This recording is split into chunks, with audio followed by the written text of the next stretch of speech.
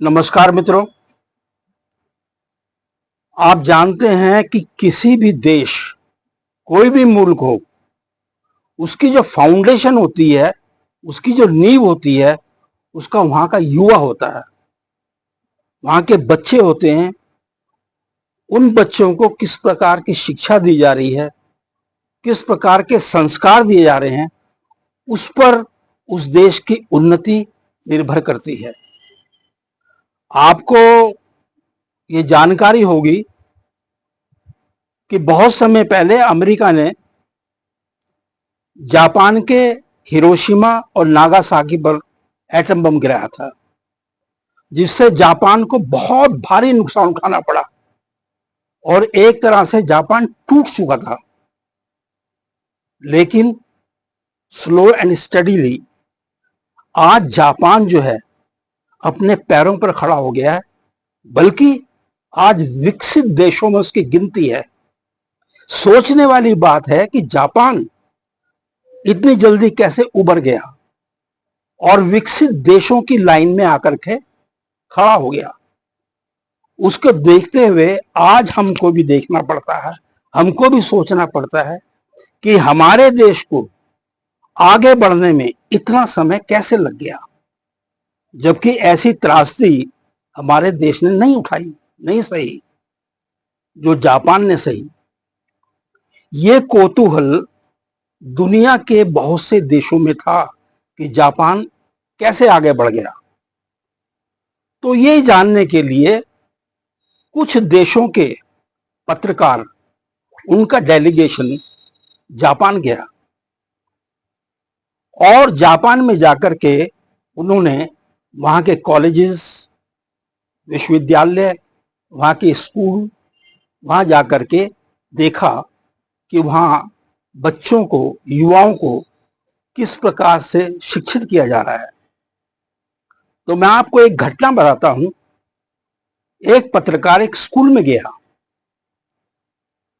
वो स्कूल में उसने एंटर किया तो उसमें एंट्री करते ही सामने जो है 7th क्लास की का क्लासरूम था। उस क्लासरूम में पहुंचा। उस क्लासरूम में जब टीचर पढ़ा रही थी, उससे उसने आज्ञा लेते हुए कि भाई मुझे आपके किसी एक बच्चे से कुछ प्रश्न पूछने हैं, अगर आपकी आज्ञा हो तो मैं उससे कुछ प्रश्न पूछूं। तो टीचर की आज्ञा लेते हुए उसने, सामने एक बच्चा बैठा हुआ था, उसको कहा बेटा आप मेरे सवालों का जवाब देंगे। तो बच्चे ने सहर्ष कहा बिल्कुल सर। तो पत्रकार ने पूछा बेटा आप ये बताइए, आप ऐसी कौन सी दो चीजें हैं जिसको आप बहुत प्यार करते हैं। तो उस बच्चे ने मुस्कुराते हुए कहा कि सबसे ज्यादा प्यार हम अपने देश को करते हैं और अपने भगवान बुद्ध को करते हैं। पत्रकार मुस्कुराया।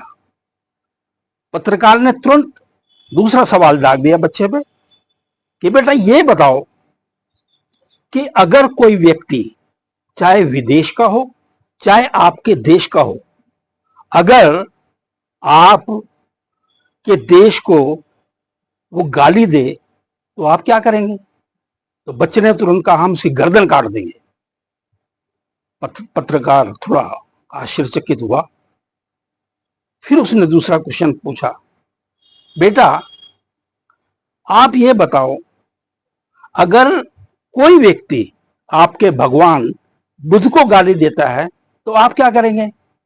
सर हम उसकी भी गर्दन काट देंगे। तुरंत बिना देर किए पत्रकार ने पूछा बेटा अगर आपके भगवान बुद्ध आपके देश को गाली दें तो आप क्या करेंगे।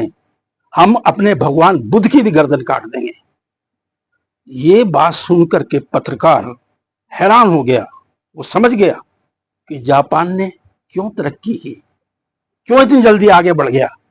क्योंकि वहां के युवाओं को, वहां के बच्चों को संस्कार दिए गए, उनको ऐसी शिक्षा दी गई कि वो अपने राष्ट्र के प्रति प्रेम रखें, अपने राष्ट्र को सर्वोपरि रखें, ना कि धर्म को, मजहब को, जात पात को।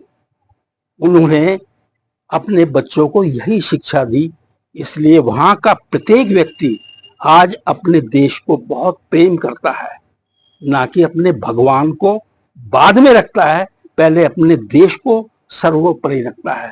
तो दोस्तों, ये वीडियो आपको कैसा लगा, इसका कंटेंट आपको कैसा लगा, आप बताइएगा। वीडियो को लाइक कीजिएगा, शेयर कीजिएगा, और जिसने अभी तक हमारे चैनल को सब्सक्राइब नहीं किया है तो मैं उनसे निवेदन करूंगा हाथ जोड़ करके कि हमारे चैनल को सब्सक्राइब करें। आप सबका बहुत बहुत धन्यवाद, शुक्रिया, थैंक यू, नमस्कार।